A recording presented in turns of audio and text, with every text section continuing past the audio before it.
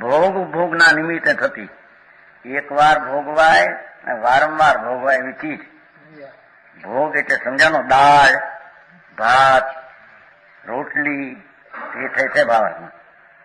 પૂરી, પાણી, દૂધ, દહીં, પેંડા, જલેબી, પુષ્માવા એ બધા ભોગ કહેવાય.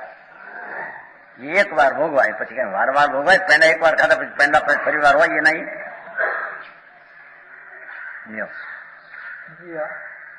દાળ, ભાત, રોટલી એક વાર ખાધી પછી પણ ફરી વાર ખાવી શકું છો એને, એ એક ભોગ કહેવાય. સમજાણું?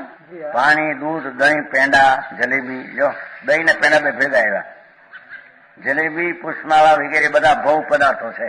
એ જો અહીં તારા બે ભેગું આવ્યું, દહીં ને પેંડા. એને કેળા નહીં, કેળા બી શું દહીં ચિકન સિવન સમજાવવામાં. અને વારંવાર ભોગવામાં આવે એવું ભોગ, જેમ કે કપડા તો વારંવાર ભોગવાય. એનું એક કપડું કે એક વાર ભોગવીને કાઢી નાખે. કપડા, વાસણ, ઘર, મકાન, ખેતર, જમીન, ગાય, બળદ, ઇસ્ત્રી વગેરે બધા ઉપભોગ પદાર્થો છે જે વારંવાર ભોગવવામાં આવે એવી ચીજ છે. સમજાણું? એમાં હિંસા થાય છે કે છે. આત્માનો અનુભવ ભોગનો છોડી અને જેટલો આસક્તિનો અનુભવ થાય તેટલી હિંસા છે એમ કે છે. એ આત્માના પ્રાણ મરી ગયા. ભગવાન આત્મા આનંદ જીવન છે. આનંદ એનું જીવન છે. કેમ? આનંદ એનો જીવ સ્વભાવ છે. આનંદ એનો પ્રાણ છે. આનંદ એના પ્રાણ છે આત્માના. આનંદના હોવાવાળી સત્તા, આનંદનું જ્ઞાન ને દર્શન નહીં એવા પ્રાણ વાળું જીવન છે. એ પ્રાણ વાળા જીવનની પ્રતીત કરી પહેલી ભાન, પણ પછી આસક્તિ જેટલી થાય એટલે આનંદ પ્રાણ એટલા લૂંટાય છે. એનું નામ હિંસા કહેવામાં આવે છે. સમજાય? આ તો બધી વ્યાખ્યા જુદી. ત્યાં તમારે હાથના 2 વર્ષ જાય સાંભળી નહીં હોય. ત્યાં હું સમજાવવામાં કે છે ભોગમાં પાપ હિંસા થાય છે ને? જો હિંસા થાય છે અર્થમાં એની પ્રકારે થતી નહીં, એટલે બીજો કોઈ રીત નથી હિંસાની એમ કે છે. એ આસક્તિ થાય છે એકવાર ભોગવાય એવી ચીજમાં, વારંવારમાં એ આસક્તિ તે હિંસા છે. હિંસા બીજી કોઈ રીતે નથી. બીજા જીવ મરે કે ન મરે એની સાથે સંબંધ નથી એમ કે છે. જો અન્ય પ્રકારે થતી નથી. અન્ય તો ન અસ્થિનાથી અનેકાંત કર્યું. સમજાણું? કાંઈ પોતાના ભગવાન આત્મા એના જ્ઞાન દર્શન આનંદ એનું હોવાપણું, એમ હોવાપણું છે ને સત્તા પ્રેમ, એવું આખું હોવાપણું છે. આત્મા જ્ઞાન દર્શન આનંદ ને હોવાપણે આખું સત્તા, એમ 4 પ્રાણ કીધા ને. એને એનો અર્થ જ્ઞાન દર્શન જે ઉપયોગ છે ને એની જયારે આનંદ છે એનું હોવાપણું છે. એનો અર્થ પ્રાણ, પોતાના પ્રાણ. એવું જાણવું દેખો અને આનંદનું હોવાપણે જે ભાવ પ્રાણ છે એને શ્રદ્ધામાં લીધા કે સુખ બીજે નથી, અહીં છે. પણ છતાં જ્યાં સુધી આસક્તિ રહે છે, શ્રાવકને સંકિતિને જ્યાં સુધી વિતરાગતા ન હોય ત્યાં આસક્તિ, એ આસક્તિ ભોગ એકવાર ભોગવી ચીજમાં, એ દાળ, ભાત, રોટલી, પૂરી વગેરેમાં ખાવાની લાલસા જે રહે છે એ જ હિંસા છે. હા, સમજાણું? કાંઈ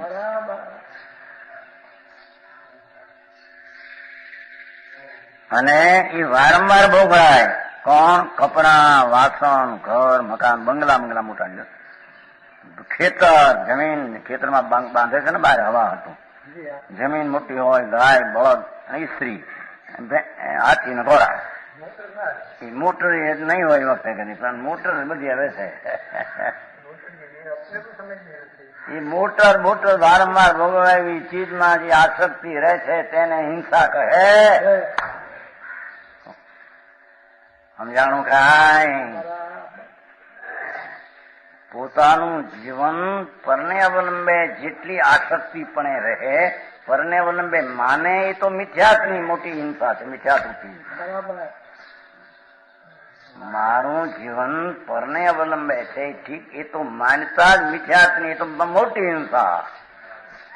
એ સિવાય પોતાના આનંદને જ્ઞાનને હોવાપણાના પ્રાણમાં પરની આસક્તિ આ એ વૃત્તિ જાય છે, એ પણ એ પોતાના હોવાપણાના પ્રાણનો અભાવ એટલો નાશ કરે છે.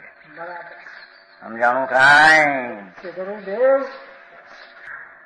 અહીં કે છે ધર્મી જીવોએ તે હિંસા થાય છે ભોગમાં, અન્ય પ્રકારે થતી નથી. એટલે એ જીવનો ભોગનો ભાવ છે તે હિંસા છે, બીજી રીતે હિંસા હોઈ શકતી એમ કે છે. એ ભાવ હિંસા છે, બીજી રીતે હિંસા નથી. પર મરે ને મરે ની સાથે વસ્તુ. સમજાણું કાંઈ? માટે તે બંને ભોગ પણ વસ્તુ સ્વરૂપ અને પોતાની શક્તિને જાણીએ. જો બે શબ્દ મૂક્યા.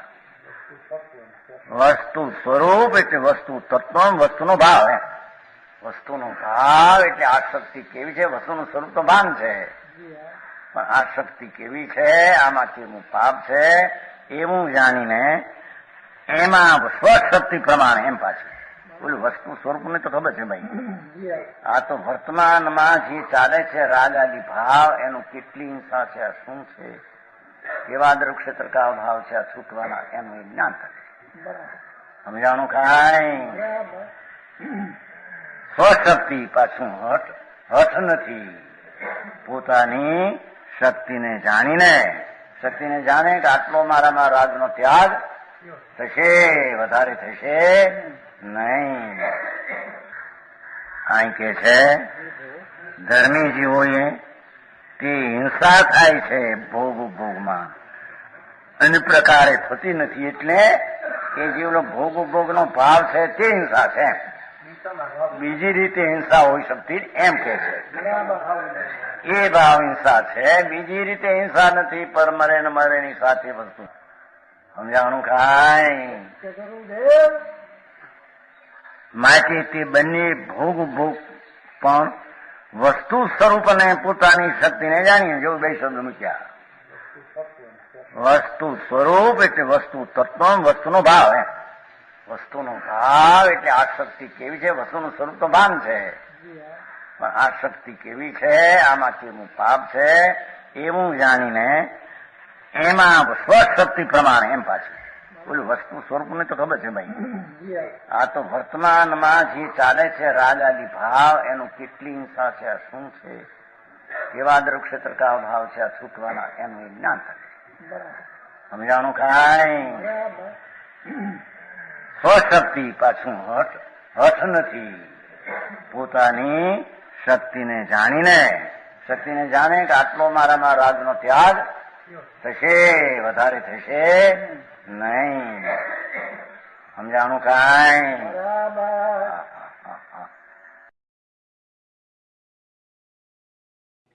તથાપિ કહાનવાણીના અંકાયે મૂલ્યના કદી. તથાપિ માતવાણીના અંકાયે મૂલ્યના કદી. પરમ કૃપાળુ પૂજ્ય સદગુરુ દેવનો જય હો. પ્રસામૂર્તિ પૂજ્ય ભગવતી માતનો જય હો. જીનવાણી માતનો જય હો. પરમિત્રા દિગંબર જૈન ધર્મનો